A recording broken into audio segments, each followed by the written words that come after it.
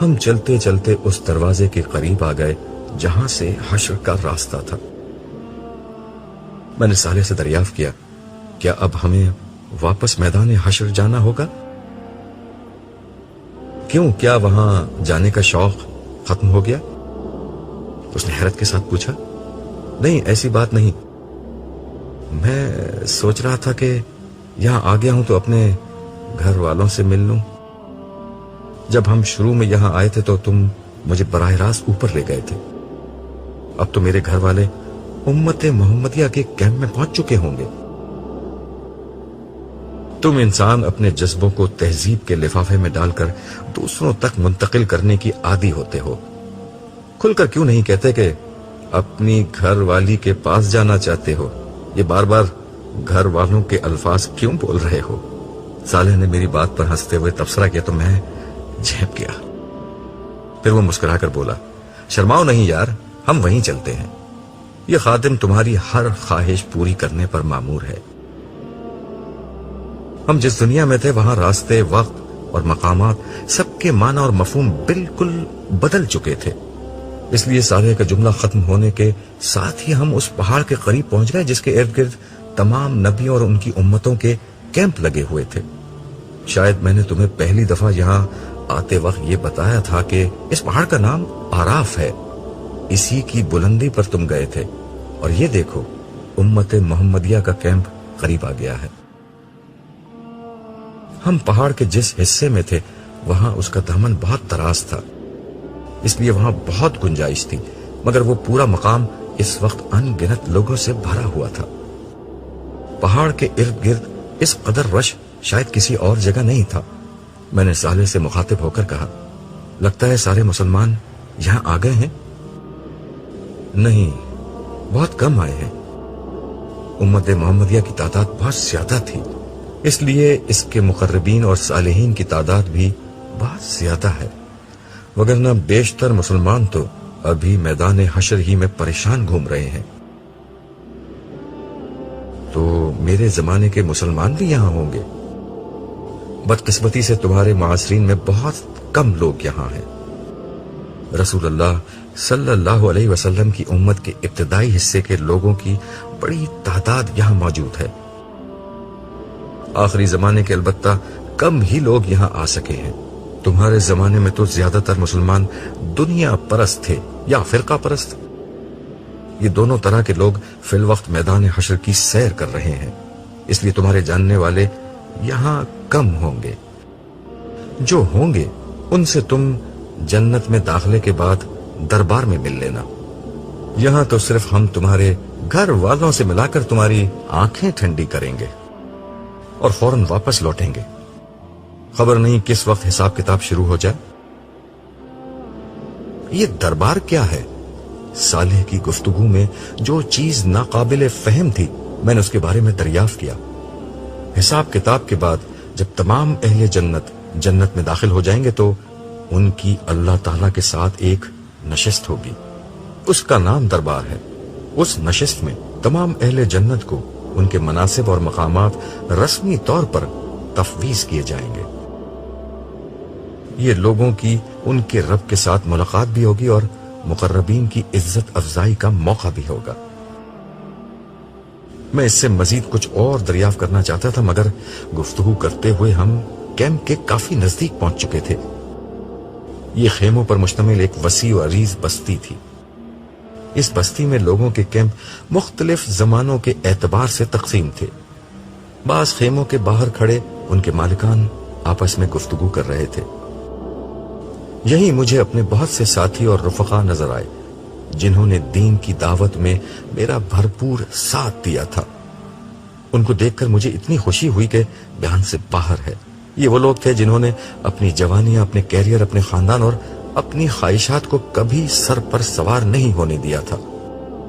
ان سب کو ایک حد تک رکھ کر اپنا باقی وقت، صلاحیت، پیسہ اور جذبہ خدا کے دین کے لیے وقف کر دیا تھا۔ اسی کا بدلہ تھا کہ آج یہ لوگ اس ابدی کامیابی کو سب سے پہلے حاصل کرنے میں کامیاب ہو گئے جس کا وعدہ دنیا میں ان سے کیا گیا تھا۔ یہی ہمیں امت مسلمہ کی تاریخ کی بہت سی معروف ہستیاں نظر آئیں ہم جہاں سے گزرتے لوگوں کو سلام کرتے جاتے. ہر شخص نے ہمیں اپنے خیمے میں آ کر بیٹھنے اور کچھ کھانے پینے کی دعوت دی، جسے صالح شکریہ کے ساتھ رد کرتا چلا گیا. البتہ میں نے ہر شخص سے بعد میں ملنے کا وعدہ کیا. راستے میں صالح کہنے لگا، ان میں سے ہر شخص اس قابل ہے کہ اس کے ساتھ بیٹھا جائے. تم اچھا کر رہے ہو کہ ان سے ابھی ملاقات طے کر رہے ہو. ان میں سے بہت سے لوگوں سے بعد میں وقت لینا بھی آسان نہیں ہوگا. یہ کہہ کر وہ ایک لمحے کے لیے رکا اور محبت آمیز نظروں سے میری طرف دیکھ کر بولا، وقت لینا تو تم سے بھی آسان نہیں ہوگا عبداللہ. تمہیں ابھی پوری طرح اندازہ نہیں. اس نئی دنیا میں تم خود ایک بہت بڑی حیثیت کے مالک ہو گئے، مگر حقیقت یہ ہے کہ تم پروردگار عالم کے معیار پر ہمیشہ سے ایک بہت بڑے حیثیت کے آدمی تھے. یہ کہتے ہوئے صالح رکا اور مجھے گلے لگا لیا. پھر آہستگی سے میرے کان میں بولا، عبداللہ، تمہارے ساتھ رہنا میرے لیے بڑے اعزاز کی بات ہے. میں نے اپنی نگاہیں آسمان کی طرف بلند کی اور دھیرے سے جواب دیا، اعزاز کی بات تو خدا کی بندگی کرنا ہے، اس کے بندوں کو بندگی کی دعوت دینا ہے. یہ میرا اعزاز ہے کہ خدا نے ریت کے ایک بے وقت ذرے کو اس خدمت کا موقع دیا. یہ کہتے ہوئے احسان مندی کے جذبات سے میری آنکھوں سے آنسو بہنے لگے. ہاں، یہی ٹھیک ہے. خدا ہی ہے جو ذرہ ریت کو طلوع آفتاب دیتا ہے. تم سورج کی طرح اگر چمکے تو یہ خدا کی عنایت تھی، مگر یہ عنایت خدا پرستوں پر ہوتی ہے، سرکشوں، مفسدوں اور غافلوں پر نہیں. ہم ایک دفعہ پھر چلنے لگے اور چلتے چلتے ہم ایک بہت خوبصورت اور نفیس خیمے کے پاس پہنچ گئے. میرے دل کی دھڑکن کچھ تیز ہو گئی. صالح میری طرف دیکھتے ہوئے بولا، نائمہ نام ہے تمہاری بیوی کا؟ میں نے ازبات میں گردن ہلا دی. صالح نے انگلی سے اشارہ کر کے کہا، یہ والا خیمہ ہے. کیا اسے معلوم ہے کہ میں یہاں آ رہا ہوں؟ میں نے دھڑکتے دل کے ساتھ پوچھا. نہیں، صالح نے جواب دیا. پھر ہاتھ سے اشارہ کر کے کہا، یہ ہے تمہاری منزل. میں ہولے ہولے چلتا ہوا خیمے کے قریب پہنچا اور سلام کر کے اندر داخل ہونے کی اجازت چاہی. اندر سے ایک آواز آئی جسے سنتے ہی میرے دل کی دھڑکن تیز ہو گئی. آپ کون ہیں؟ عبداللہ. میری زبان سے عبداللہ کا نام نکلتے ہی پردہ اٹھا اور ساری دنیا میں اندھیرا چھا گیا. اگر روشنی تھی تو صرف اسی ایک چہرے میں جو میرے سامنے تھا. وقت، زمانہ، صدیاں اور لمحے سب اپنی جگہ ٹھہر گئے. میں خاموش کھڑا ٹکٹکی باندھ کر اسے دیکھتا رہا. نائمہ کا مطلب روشن ہوتا ہے، مگر روشنی کا مطلب یہ ہوتا ہے، یہ مجھے آج پہلی دفعہ معلوم ہوا تھا. ہم جب آخری دفعہ ملے تھے تو زندگی بھر کا ساتھ بڑھاپے کی رفاقت میں ڈھل چکا تھا، جب محبت حسن اور جوانی کی محتاج نہیں رہتی. مگر نائمہ نے اپنی جوانی کے تمام ارمانوں اور خوابوں کو میری نظر کر دیا تھا. اس نے جوانی کے دنوں میں بھی اس وقت میرا ساتھ دیا تھا جب میں نے آسان زندگی چھوڑ کر اپنے لیے کانٹوں بھرے راستے چن لیے تھے. اس کے بعد بھی زندگی کے ہر سرد و گرم اور اچھے اور برے حال میں اس نے میری پوری طاقت سے میرا ساتھ دیا تھا، یہاں تک کہ موت ہم دونوں کے بیچ حائل ہو گئی. مگر آج موت کا یہ عارضی پردہ اٹھا تو میرے سامنے چاند کا نور، تاروں کی چمک، سورج کی روشنی، پھولوں کی مہک، کلیوں کی نازکی، شبنم کی تازگی، صبح کا اجالا اور شام کی شفق سب ایک ساتھ ایک ہی چہرے میں جلوہ گر ہو گئے تھے. برسوں کی اس رفاقت کو میں چند لمحوں میں سمیٹ کر دیکھنے کی کوشش کر رہا تھا. نائمہ کی آنکھوں میں نمی آ گئی تھی جو اس کے رخساروں پر بہنے لگی.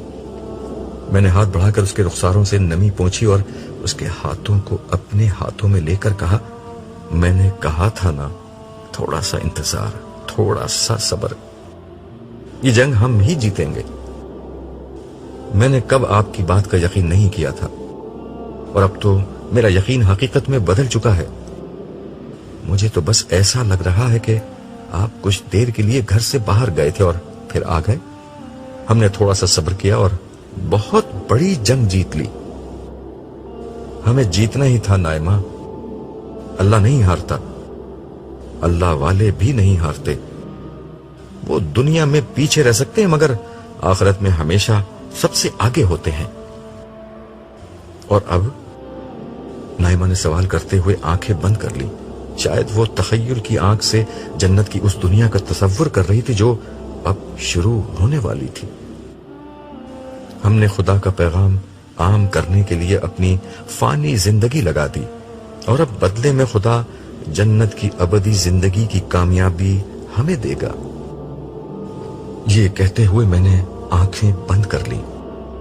میرے سامنے اپنی پر مشقت اور جد و جہد سے بھرپور زندگی کا ایک ایک لمحہ آ رہا تھا۔ میں نے اپنی نوجوانی اور جوانی کے بہترین سال خدا کے دین کی خدمت کے لیے وقف کر دیے تھے۔ اپنی ادھیڑ عمر کی صلاحیتیں اور بڑھاپے کی آخری توانائیاں اسی راہ میں جھونک دی تھی۔ میں ایک غیر معمولی باصلاحیت اور ذہین شخص تھا جو اگر دنیا کی زندگی کو مقصود بنا لیتا تو ترقی اور کامیابی کے اعلیٰ مقامات تک بآسانی پہنچ جاتا، مگر میں نے سوچ لیا تھا کہ کیریئر، جائیداد اور مقام و مرتبہ اور عزت و شہرت اگر کہیں حاصل کرنی ہے تو آخرت ہی میں حاصل کرنی ہے۔ میں نے زندگی میں خواہشات کے میدان ہی میں خود سے جنگ نہیں کی تھی بلکہ تعصبات اور جذبات سے بھی لڑتا رہا تھا۔ فرقہ واریت، اکابر پرستی اور تعصب سے میں نے کبھی اپنا دامن آلودہ نہیں ہونے دیا۔ خدا کے دین کو ہمیشہ ایمانداری اور عقل سے سمجھا اور اخلاص اور صدق دل سے اس پر عمل کیا۔ اس کے دین کو دنیا بھر میں پھیلایا اور کبھی اس راہ میں کسی ملامت کرنے والے کی ملامت کی پرواہ نہیں کی۔ اس سفر میں خدا نے جو سب سے بڑا سہارا مجھے دیا وہ نائمہ کی محبت اور رفاقت تھی، جس نے ہر طرح کے حالات میں مجھے لڑنے کا حوصلہ بخشا۔ اور اب ہم دونوں شیطان کے خلاف اپنی جنگ جیت چکے تھے۔ مشقت ختم ہو چکی تھی اور جشن کا وقت تھا۔ ہم اسی حال میں تھے کہ صالح نے کھنکار کر ہمیں اپنی موجودگی کا احساس دلایا اور بولا، آپ لوگ تفصیل سے بعد میں ملیے گا، ابھی چلنا ہوگا۔ اس کے ان الفاظ پر میں واپس اس دنیا میں لوٹ آیا۔ میں نے صالح کا نائمہ سے تعارف کروایا، یہ صالح ہیں۔ پھر ہنستے ہوئے میں نے اپنی بات میں اضافہ کیا، یہ کسی بھی وقت مجھے تنہا چھوڑنے پر آمادہ نہیں ہوتے۔ نائمہ نے صالح کو دیکھتے ہوئے کہا، میں انہیں جانتی ہوں، مجھے یہاں پر یہی چھوڑ کر گئے تھے اور اسی وقت آپ کے بارے میں بتا دیا تھا، وگرنہ میں بہت پریشان رہتی۔ میں نے صالح کی طرف مڑتے ہوئے کہا، تم مجھ سے الگ ہی کب ہوئے جو نائمہ کو یہاں چھوڑنے آ گئے تھے؟ تمہیں غالباً یاد نہیں، جس وقت تم اوپر بیٹھے پروردگار کے حضور حشر کے میدان میں گھومنے پھرنے کا پروانہ لے رہے تھے، اس وقت میں تمہارے برابر سے اٹھ گیا تھا۔ عبداللہ، یہ تمہاری کمزوری بھی ہے اور طاقت بھی کہ جب تم خدا کے ساتھ ہوتے ہو تو تمہیں ارد گرد کا ہوش نہیں ہوتا۔ ہوش تو مجھے تھوڑی دیر پہلے بھی نہیں تھا، مگر اس وقت تو تم ٹلے نہیں۔ ہاں، میں اگر ٹل جاتا تو پھر تم سے اگلی ملاقات یوم حشر کے بعد ہوتی۔ ویسے تم انسان بڑے ناشکرے ہو اور بھلکڑ بھی۔ بھول گئے تمہیں کہاں جانا ہے؟ اوہو نائمہ، ہمیں چلنا ہوگا، تم یہیں رکو، میں کچھ دیر میں آتا ہوں۔ مگر ہمارے بچے؟ وہ بھی ٹھیک ہیں، تم انہیں یہاں تلاش کرو، قریب میں کہیں مل جائیں گے، وگرنہ میں تھوڑی دیر میں سب کو لے کر خود آ جاؤں گا۔ ابھی مجھے فوراً میدان حشر میں لوٹنا ہے، ملنا ملانا اس کے بعد عمر بھر ہوتا رہے گا۔ اس آخری سوال کے بعد یہاں میرے رکنے کی گنجائش ختم ہو چکی تھی، کیونکہ مجھے جواب میں ان 2 بچوں کے بارے میں بھی بتانا پڑتا جو یہاں نہیں تھے، اور یہ ایک بہت تکلیف دہ کام تھا۔ نائمہ نے کچھ سمجھتے ہوئے اور کچھ نہ سمجھنے کے انداز میں گردن ہلا دی۔ واپسی پر میں نے صالح سے کہا، یہاں کی زندگی میں تو خاندانوں میں بڑی ٹوٹ پھوٹ ہو جائے گی، کسی کی بیوی رہ گئی اور کسی کا شوہر رہ گیا۔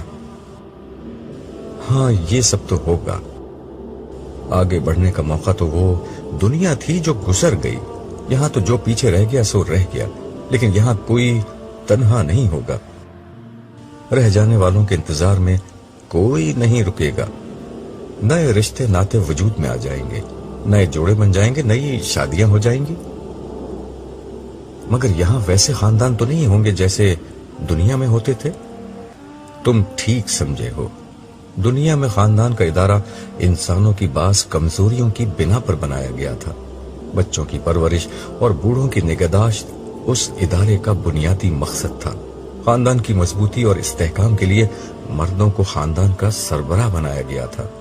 उसी खानदान को जोड़े रखने के लिए औरतों को बहुत से मामलात में मर्दों से कमजोर बनाया गया था। वो मर्दों के लिए एक नेमत भी थी और जरूरत भी। उसके बगैर दुनिया का नज्म चल नहीं सकता था। मगर अब यहां मामलात जुदा होंगे। औरतें मर्दों के लिए एक नेमत तो रहेंगी, मगर खुद उनकी मोहताज नहीं होंगी।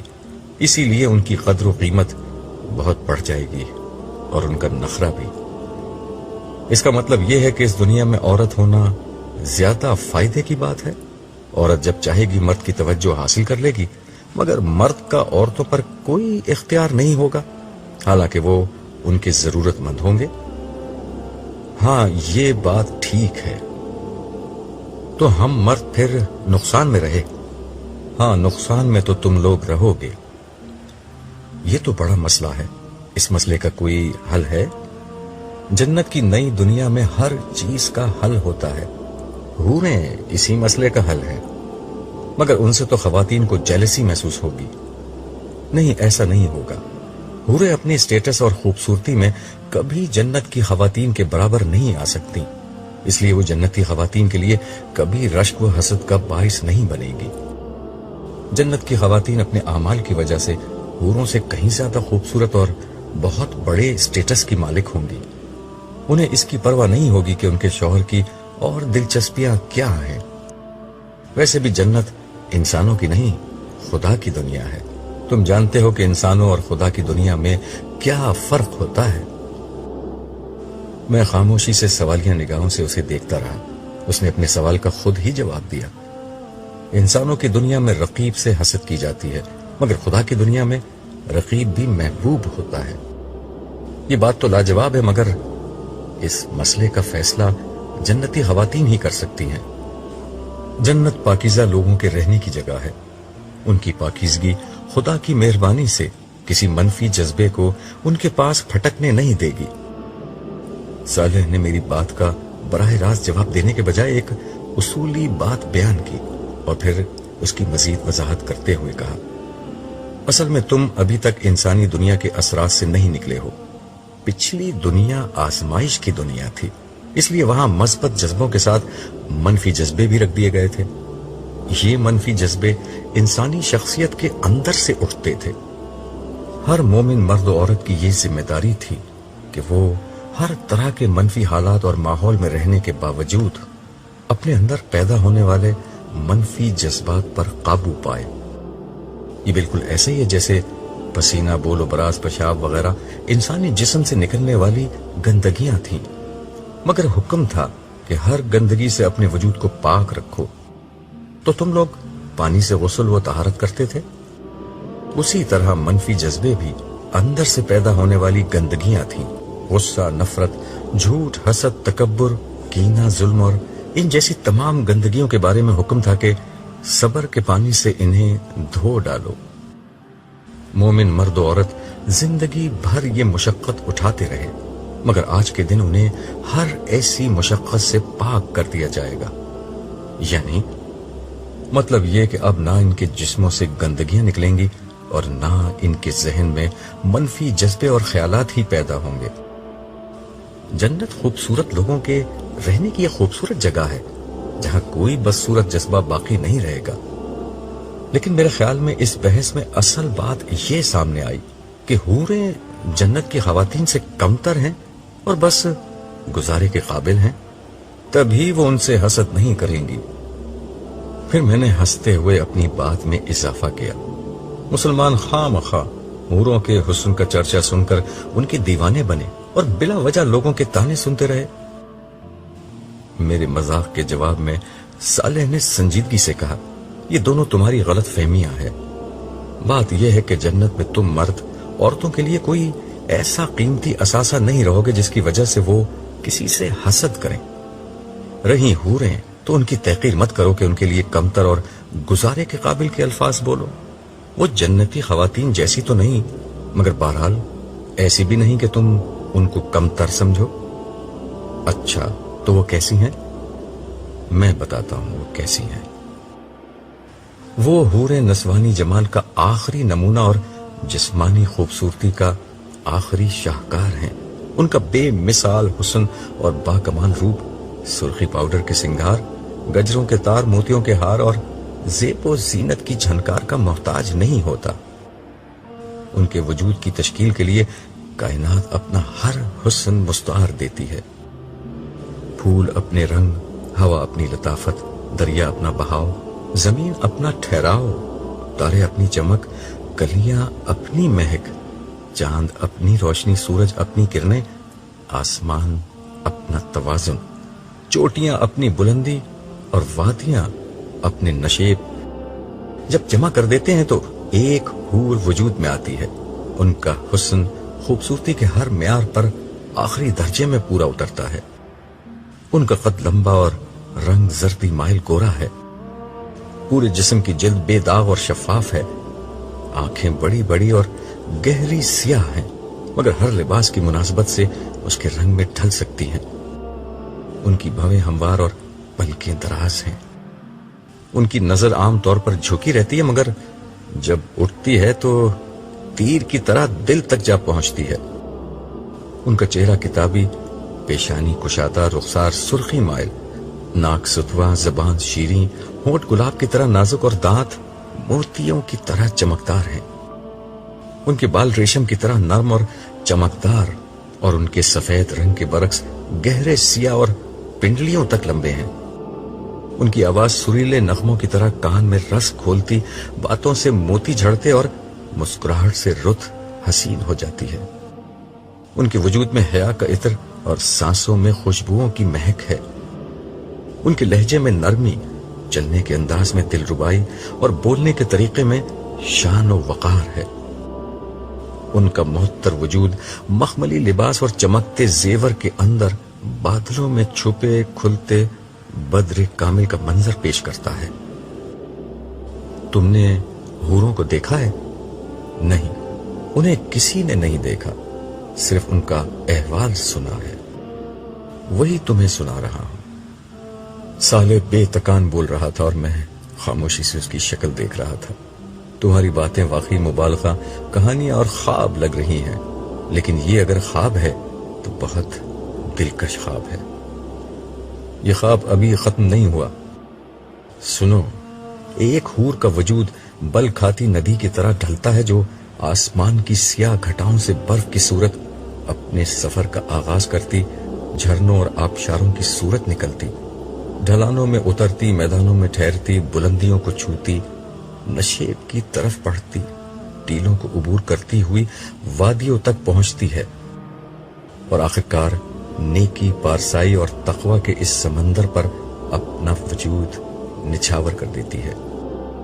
جس نے زندگی صبر اور تقوی کے ساتھ گزاری، یہ اس لیے ہوتا ہے کہ یہ ندی اپنے پورے سفر میں کسی نجاست، کسی آلودگی کا شکار نہیں ہوتی، ہر نامحرم نگاہ کو اپنی دید اور لمس سے دور رکھتی ہے۔ یہ ہزاروں میل کا سفر پاک دامنی کے ساتھ طے کرتی ہے، اس لیے پاک دامن سے کم کسی شخص کو قبول نہیں کرتی، اور آخرکار سیل شباب کی چڑھتی گھٹتی موج کا سا ان کا وجود اپنے سمندر میں ہمیشہ کے لیے ضم ہو جاتا ہے۔ مجھے سمجھ ہی نہیں آتا کہ تعریف حوروں کی کروں یا تمہارے بیان کی۔ تعریف تو صرف اللہ کی ہونی چاہیے، مگر یاد رہے میں فرشتہ ہوں، یہ میرے نہیں انسانی جذبات کا اظہار ہے۔ میں نے انسانی الفاظ اور جذبوں کے بارے میں جو کچھ سیکھا ہے اس کا اکثر حصہ تمہارے ساتھ رہ کر تم سے سیکھا ہے، اس لیے تم چاہو تو اپنی تعریف آپ کر سکتے ہو۔ نہیں، تعریف کا مستحق تو صرف اللہ ہے، اور جو ہر خوبصورتی کا خالق ہے، چاہے وہ بیان کی ہو یا انسان کی۔ مگر یہ بتاؤ، کیا یہ حوریں انسان ہوں گی؟ ہاں، یہ بھی انسان ہے۔ اسی طرح اہل جنت کے وہ خدام جنہیں غلمان کہا جاتا ہے، وہ بھی انسان ہی ہیں. یہ وہ لڑکے ہیں جو ہمیشہ لڑکے ہی رہیں گے. یہ لڑکے کیوں رہیں گے؟ ملازم اور خادم تو وہ بہتر ہوتا ہے جو زیادہ عمر کا ہو اور زیادہ سمجھ رکھتا ہو.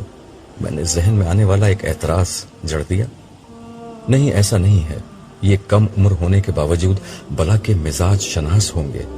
اہل جنت کی مجلسوں میں جب کسی جنتی کا مشروب ختم ہوگا تو یہ اس کی نظر دیکھیں گے اور بلا کچھ کہے سنے اس کے گلاس میں مطلوبہ شراب اتنی ہی مقدار میں ڈالیں گے جتنی اسے ضرورت ہوگی.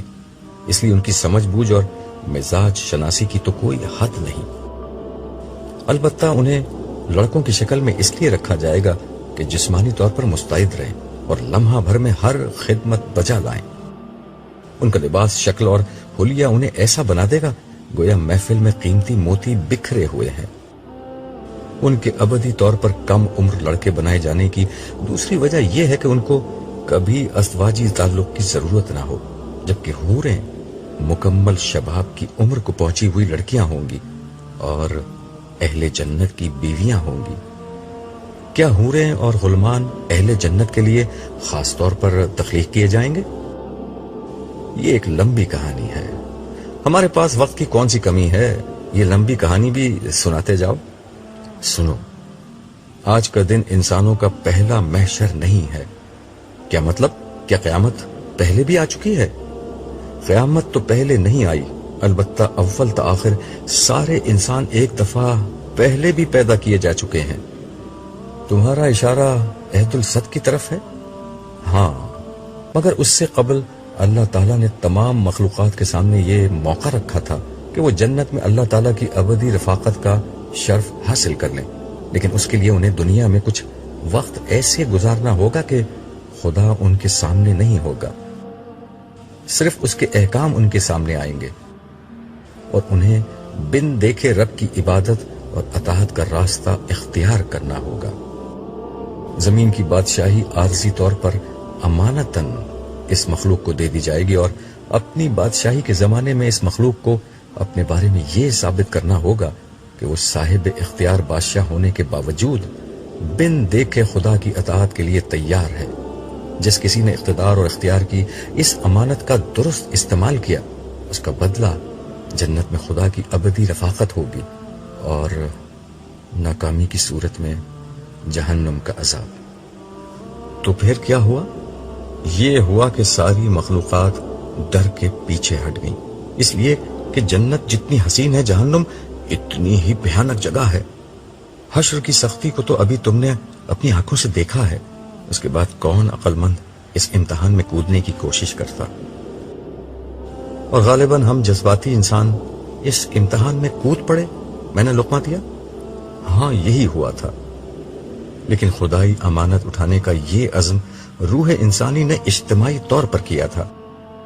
اس لیے خدا کے عدل کا تقاضا یہ تھا کہ ہر انسان کو پیدا کر کے براہ راست اس سے یہ معلوم کیا جائے کہ وہ کس حد تک اس امتحان میں اترنے کے لیے تیار ہے. عبداللہ، یہ اس لیے ہوا کہ تمہارا رب کسی پر رائی کے دانے کے برابر بھی ظلم نہیں کرتا. سو اس نے سب انسانوں کو پیدا کیا، سب کے سامنے اپنے پورے منصوبے کو رکھا. ظاہر ہے انسانوں کی اکثریت پہلے ہی اس مقصد کے لیے تیار تھی، اسی لیے وہ پورے شعور کے ساتھ اس امتحان میں کودنے کے لیے تیار ہو گئے. البتہ جن لوگوں نے یہ خطرہ مول لینے سے انکار کر دیا، ان سب کے بارے میں یہ فیصلہ ہوا کہ انہیں سن بلوغت تک پہنچنے سے قبل ہی مر جانے والے بچوں اور بچیوں کا کردار سونپ دیا جائے. یہی بچیاں اور بچے جنت کی بستی میں حور و غلمان بنا دیے جائیں گے اور باقی لوگ اس کڑے امتحان میں اترنے کے لیے تیار ہو گئے. ہاں، مگر اس میں بھی خدا کی کریم ہستی نے کمال عنایت کا مظاہرہ کیا تھا. تم جانتے ہو کہ دنیا میں سب کا امتحان یکساں نہیں ہوتا. یہ امتحان بھی اس روز ہر شخص نے اپنی مرضی سے چن لیا تھا. جو بہت زیادہ حوصلہ مند لوگ تھے انہوں نے نبیوں کا زمانہ چن لیا. ان لوگوں کا امتحان یہ تھا کہ ہر سو پھیلی گمراہی کے دور میں انبیاء کی تصدیق کر کے ان کا ساتھ تھے. ان کی کامیابی کے لیے اصل شرط یہ تھی کہ بدترین مخالفت میں بھی ثابت قدم رہیں، اس راہ میں ہر مشکل کو برداشت کریں اور انبیاء کا پیغام آگے پہنچائیں، اس لیے ان کا اجر بھی بڑا رکھا گیا، مگر انہیں انبیاء کی براہ راست رہنمائی کی سہولت کی بنا پر کفر و انکار کی صورت میں عذاب بھی اتنا ہی شدید ہوتا۔ انہی لوگوں میں ایک طرف ابو بکر جیسے لوگ تھے اور دوسری طرف ابو لہب جیسے دشمنان حق۔ آزمائش کی دوسری سطح وہ تھی جس میں لوگوں نے امت مسلمہ اور نبیوں کے بعد ان کی امت میں شامل ہونے کا پرچہ امتحان چنا۔ ان لوگوں کا امتحان یہ تھا کہ بعد کے زمانے میں پیدا ہونے والی گمراہیوں، فرقہ واریت، بدعت، غفلت سے بچ کر شریعت کے تقاضوں کو ہر حال میں نبھاتے رہیں اور معاشرے کے خیر و شر سے لا تعلق ہونے کے بجائے لوگوں میں نیکی کو پھیلائیں اور انہیں برائی سے روکیں۔ یہ ذمہ داریاں ان پر اس لیے عائد کی گئیں کہ ان کے پاس انبیاء کی تعلیمات تھیں اور وہ پیدائشی مسلمان تھے جنہیں قبول اسلام کے لیے کسی کڑی آزمائش سے نہیں گزرنا پڑا۔ اس کا مطلب یہ تھا کہ عام انسانوں کے مقابلے میں ان کی رہنمائی زیادہ کی گئی، انہیں زیادہ اجر کمانے کا موقع دیے گئے، لیکن غفلت کی صورت میں ان کا حساب کتاب اتنا ہی سخت ہونا طے پایا۔ میرا اور دیگر مسلمانوں کا تعلق اسی گروہ سے تھا نا؟ ہاں، تم ٹھیک سمجھے۔ تیسرا گروہ ان لوگوں کا تھا جنہوں نے اپنا پرچہ امتحان بہت سادہ رکھا۔ یہ سارے لوگ نبیوں کی براہ راست رہنمائی کے بغیر پیدا کیے گئے اور ان کا پرچہ امتحان فطرت میں موجود ربانی ہدایت تھی، یعنی توحید اور اخلاق کا امتحان۔ انہیں عام مسلمانوں کی طرح نہ شریعت کے امتحان میں ڈالا گیا، نہ نبیوں کی رفاقت کے کڑے امتحان میں۔ ظاہر ہے کہ ان کا حساب کتاب سب سے ہلکا ہوگا، ان کے لیے شدید عذاب کا اندیشہ بھی کم ہے اور اجر کے مواقع بھی اسی تناسب سے کم ہے۔ اور انبیاء کا معاملہ کیا تھا؟ انہوں نے امتحان کا سب سے سخت پرچہ چنا، اس لیے ان کی رہنمائی براہ راست اللہ تعالی کی طرف سے کی گئی اور اسی لیے ان کا احتساب کا معیار بھی سب سے زیادہ سخت تھا۔